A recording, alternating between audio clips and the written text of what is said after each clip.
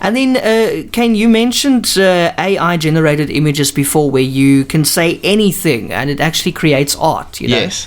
Like you say, moon and the sun next to each other over a lake, and then bam. You get it. Or you could be like mad scientist cooking up a concoction in a lab, and it will, say the scientist is a panda, and it will give you a photorealistic panda, you know, doing science things inside of a lab that looks like it took months to make and draw.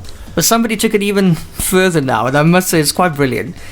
There was this one guy, and he wanted to make his company appear bigger.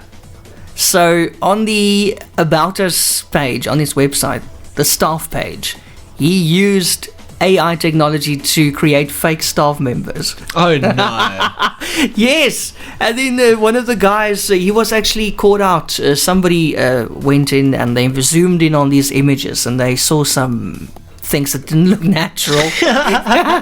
And then the man said, no, I just added some fake employees to make my company bigger than it really was. But I saw the images. I can't see it here now, but it looked like actual people to me. Yeah. And they had names and everything. And I mean, who zooms in on every single photo to see if it's real? It just looks like another man or another woman working for the company. So we've been exploring using AI image generation tools, just for some of our art needs and art requirements and things like that for some of the projects that we're working on. And I must say, number one, it is extremely powerful because, you know, in a traditional sense, you would have to give some sort of brief to a designer, and that designer would take 48 hours to a week to produce that one image. And that would probably cost a couple $100.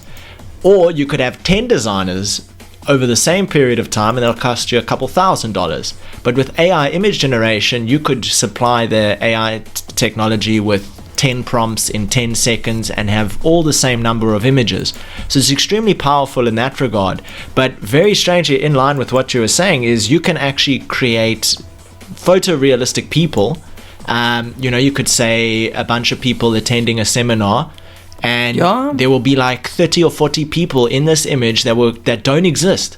They're not real people. They completely don't exist. And it looks like the real thing. And that is a really strange, you know, feeling when you're looking at this image and you're like, wow, you know, where on earth do you just get people in a picture that the picture wasn't taken of them? They look 100% like people. And do they actually exist somewhere? No. Lookalikes? But maybe lookalikes? I mean, everyone has a lookalike, so there must be some degree of overlap between real people. But the AI technology will just draw a person based on a million people that it's seen.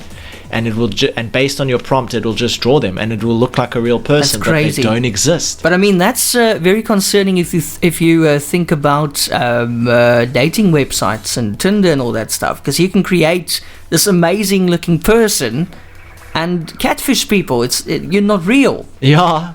Like you're absolutely flawless and perfect, and then somebody meets you and they don't recognize you. No, I know. And in time it'll get better and better. But there were some times where I generated an image of a person and a scene, and something would just not look right. Like one leg would look like a normal leg, and the other leg would look like al dente spaghetti. It's just like completely not right.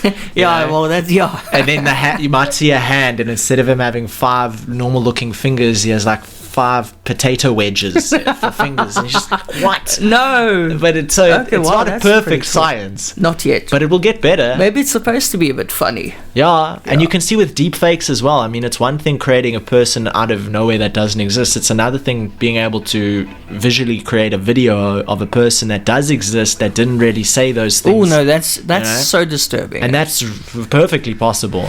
You know? Welcome to the internet of 2022. Absolutely. Wow, what a note to end it on.